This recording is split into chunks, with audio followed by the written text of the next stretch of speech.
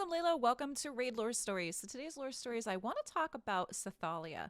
So she did have a lore story that I did share in the past before, but again, Raid has kind of gone through and they've created newer lore stories for champs. So let's check this one out together. Before the kingdom of Karok, there were the free cities, fiercely independent and proud. Sethallia, ruler of the free city of Lanzrel, was more far-sighted than most.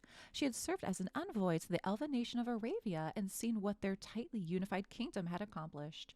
She had read the histories of the ancient Dragonkin Empire and learned of the centuries of peace and plenty that had come from their centralized rule.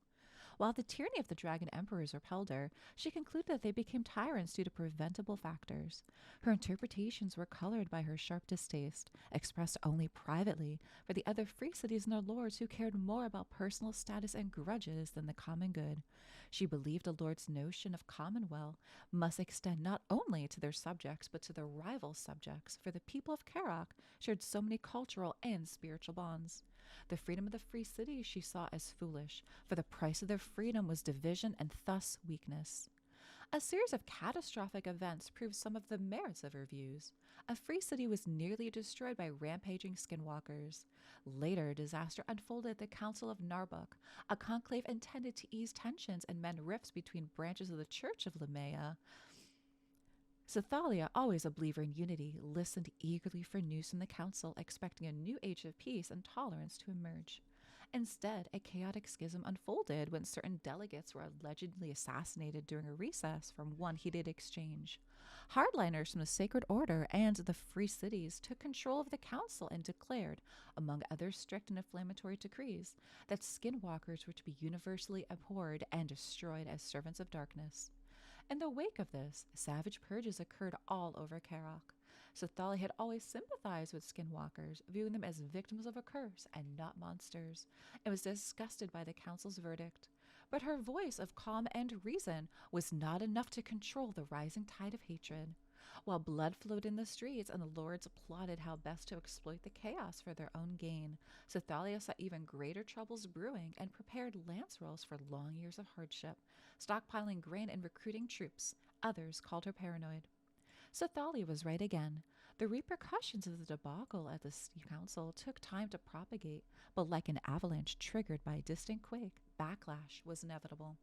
The council's verdict had been an affront to the church in Frostheim, which had long integrated skinwalkers into their canon, deeming them part of Lumea's divine plan, regardless of the origins of their curse. The free cities found themselves under lightning attack from the north as Frostheim warriors and their orc auxiliaries poured across their borders.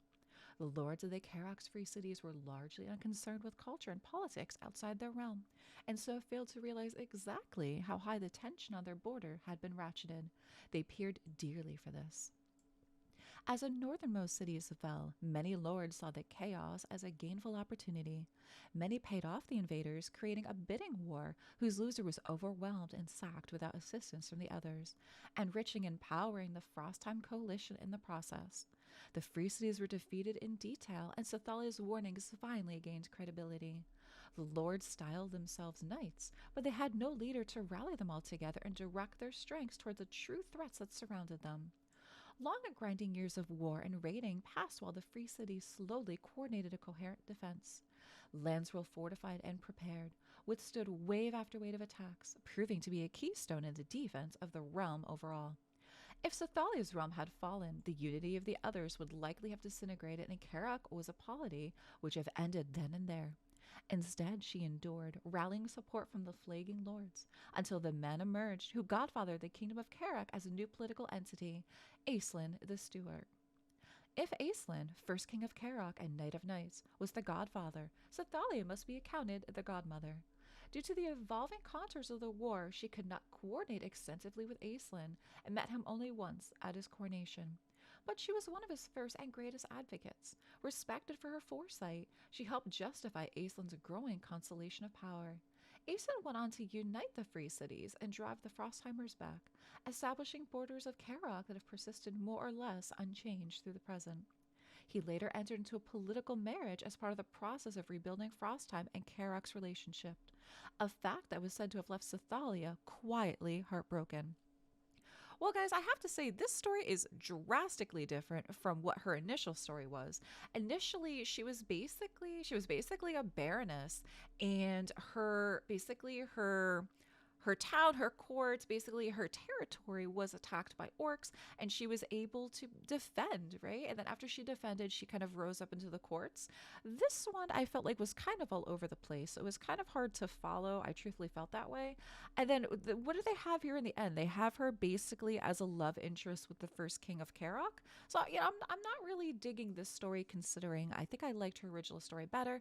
But guys, drop me some comments down below at what you think for the lore story for Sethallia, and thanks so much for watching.